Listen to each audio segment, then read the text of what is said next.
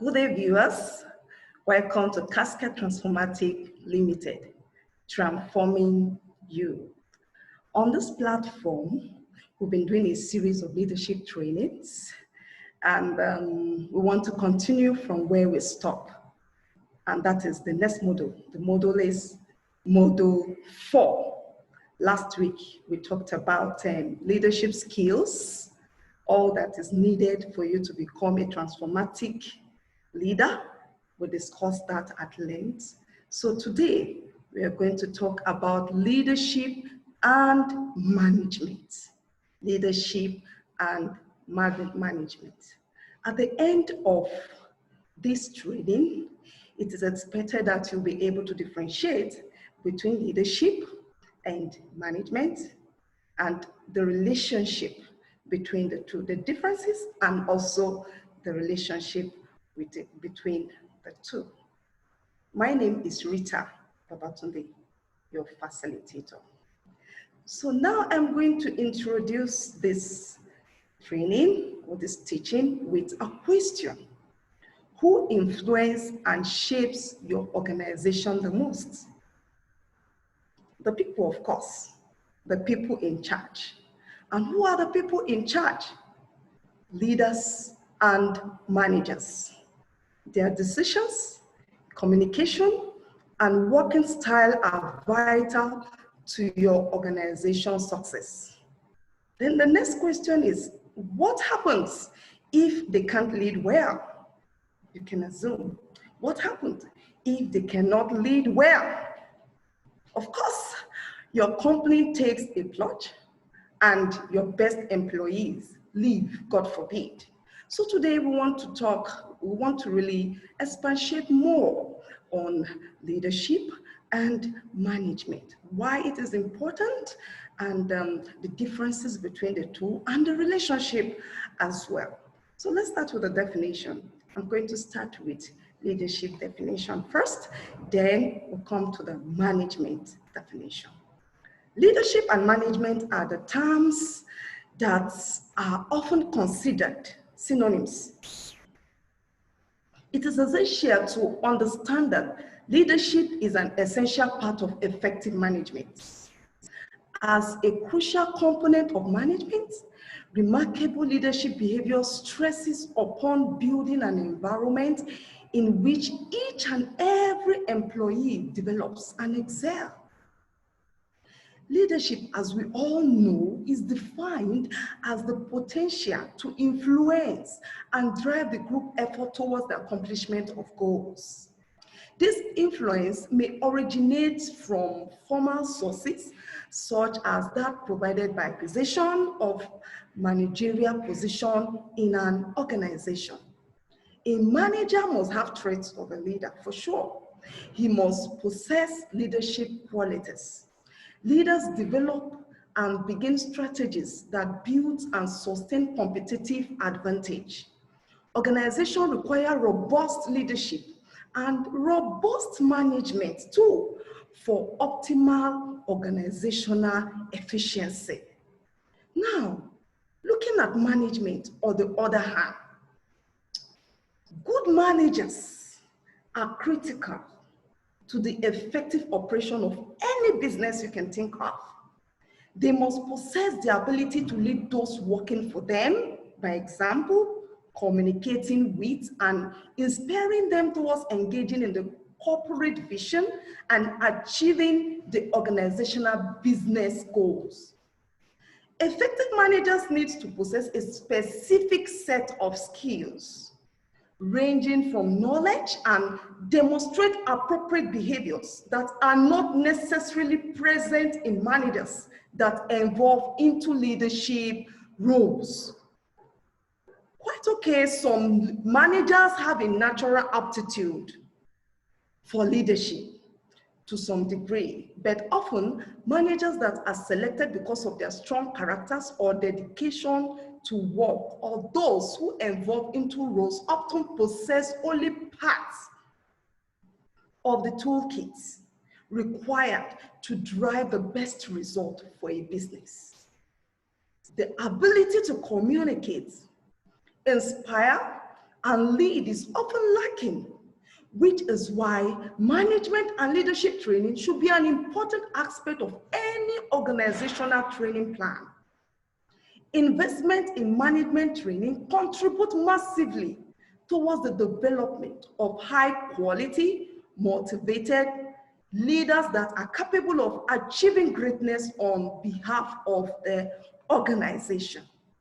Now, having said that, what's the importance of leadership and management? And I'm going to be talking about 5 different importance.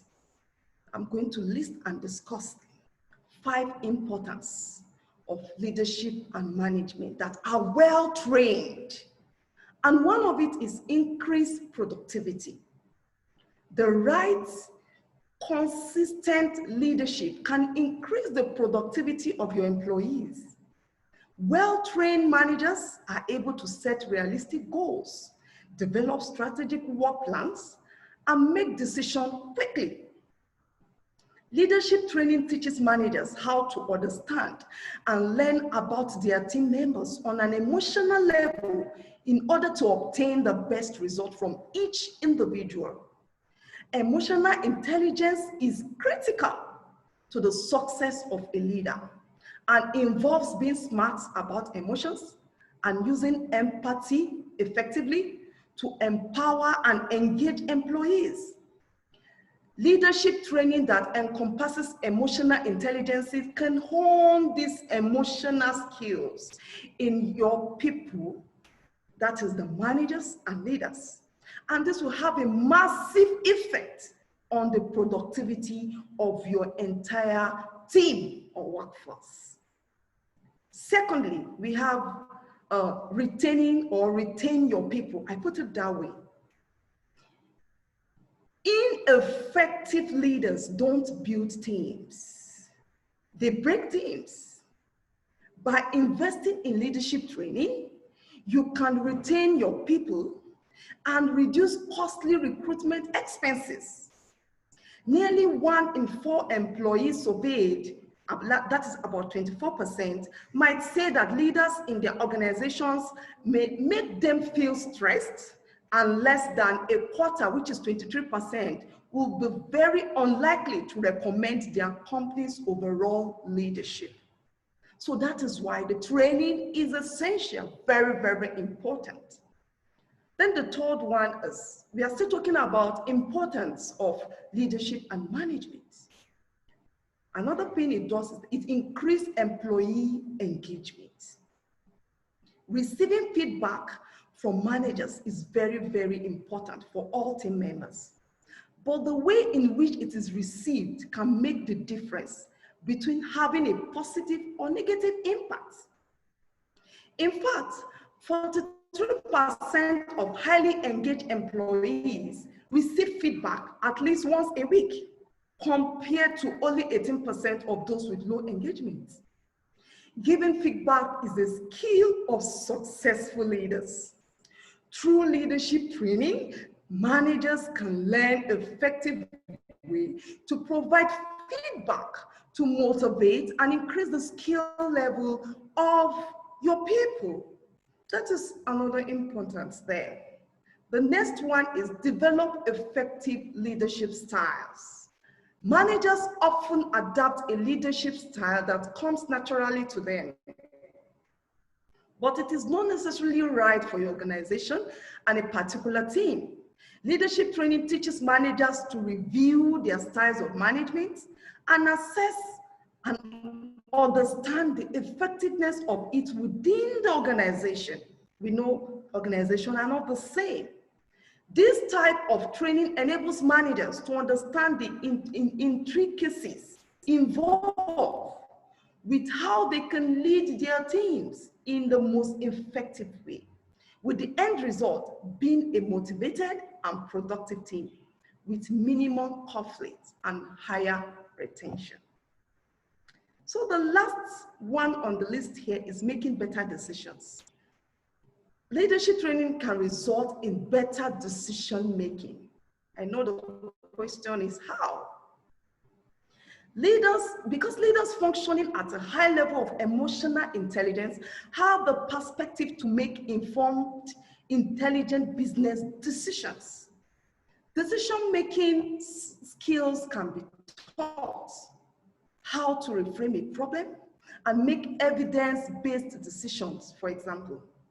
Leadership and management training teaches leaders how to identify and minimize risk, use data effectively, and identify the best possible solution that benefits the organization on the whole.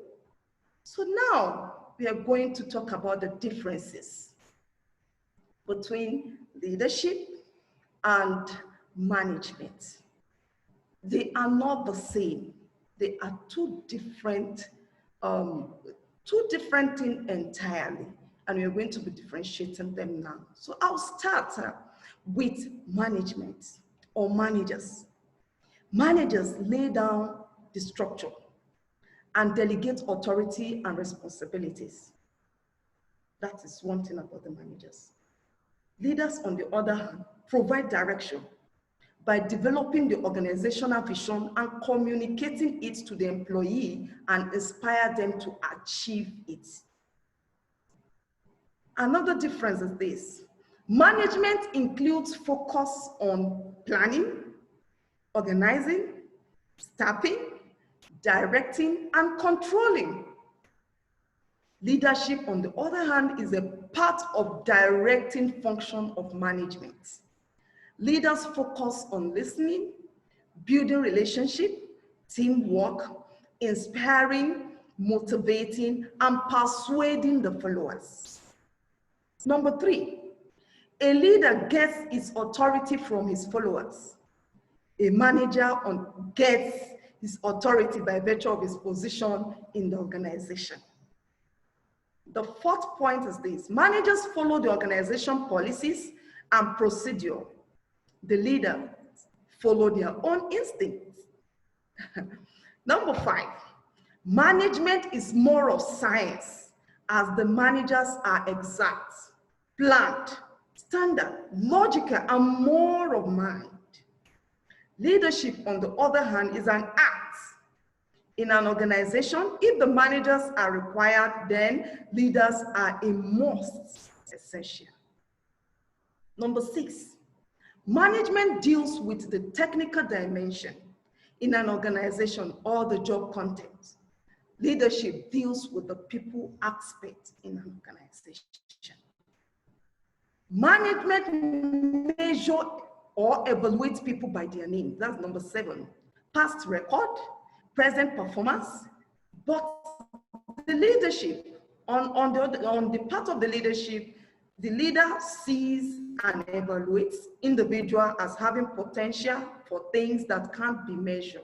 That is, it deals with future and the performance of people if their potential is fully extracted. Number 8, if management is reactive, then leadership is proactive.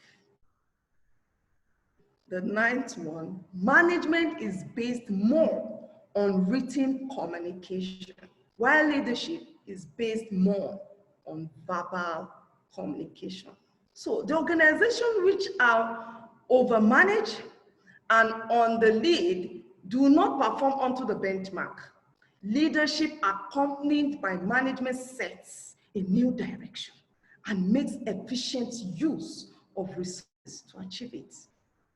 Both leadership and management are essential for individual as well as organizational success. So we are going to put it now in a tabular form, in a different format. I'm going to put it in a very different format now, and we'll look into it one after the other. As I stated earlier, leadership and management are not the same at all.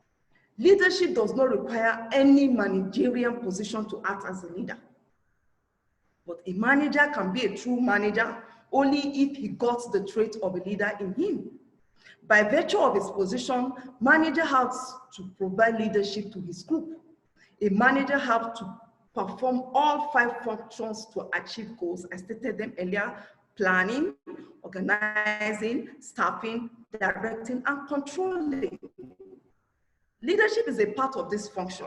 As a general term, is not related to managership at all.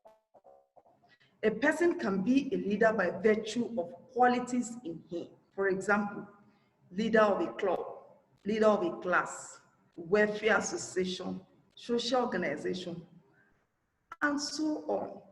Therefore, it is true to say that all managers are leaders, but all leaders are not managers. So now let's look at the table one after the other. We have the basis, and we'll be talking about the origin, the formal rights, the followers, the functions, the necessity, before we move to the next slide. So I'm going to start with origin. For managers, a person becomes a manager by virtue of his position. While leader, a person becomes a leader on basis of his personal quality. That is under origin. Formal rights. Managers have got rights, formal rights in an organization because of his status. His status earns him that right. While on the part of leadership, rights are not available to a leader. Followers. The subordinates are the followers of managers. While for the leadership, the group of employees whom the leaders lead are his followers. Talking about function, a manager performs all 5 functions of management, while a leader influences people to work willingly for group objective. Necessity, a manager is very essential to a concern, while a leader is required to coordinate relationship between person working in and for the organization. So now let's move to the next slide, which talks about stability. For managers, it is more stable. But for leaders, leadership is temporary. It's not a permanent thing. Mutual relationship. All managers are leaders. On the other hand, all leaders are not managers. That is just the plain truth. In terms of accountability, manager is accountable for self and subordinates' behavior and performance. But a leader have no well-defined accountability.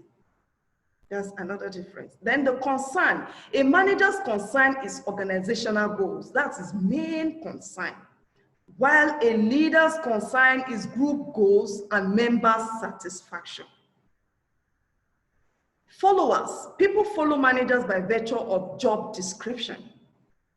While the leader, people follow them on voluntary basis. Role continuation. A manager can continue in office till he performs his duties satisfactorily in congruence with organizational goals. A leader can maintain his position only through day-to-day wishes of followers. That's the difference between the two. Then the last one here is sanctions. Manager has command over allocation and distribution of sanctions, while a leader has command over different sanctions and related tax records. These sanctions are essentially of informal nature. So these are the differences between the leadership and the management. So in conclusion, management and leadership can be closely connected, but they are clearly different. There is a clear difference between the two. Management is primarily about delivering goals and targets efficiently. Leadership is about recognizing that the people you are working with are human beings with thoughts, feelings, and aspirations that can be harnessed as part of a healthy, balanced working culture. Leadership may come more naturally to some people than others.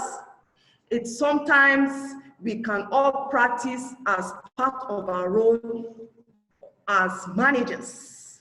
We have what we call the 5 eyes model. It's just one of several ways to shape our thinking and way of working to get us thinking beyond the minimum expectation of line managers. Thank you so much for listening. Before I give room for questions, I just want to ask you this. From what we have discussed now, can you state 2 differences between leadership and management?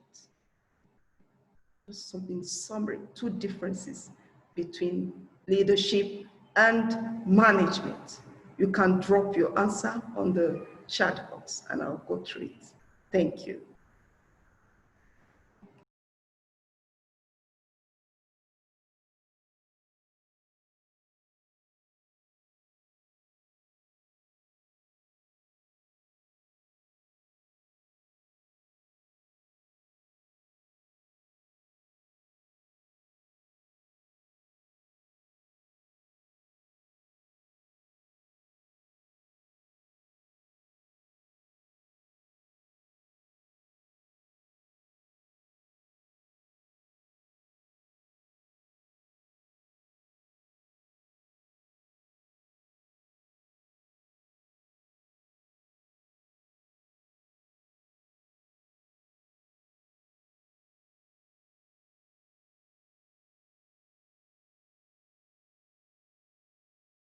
You're welcome back.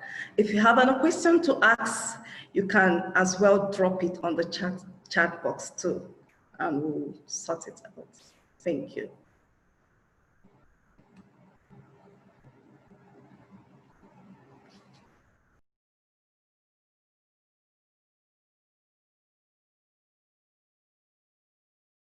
Okay, in the absence of further questions and contributions, this is where we're going to be rounding up for today's today's training, and I'll wish to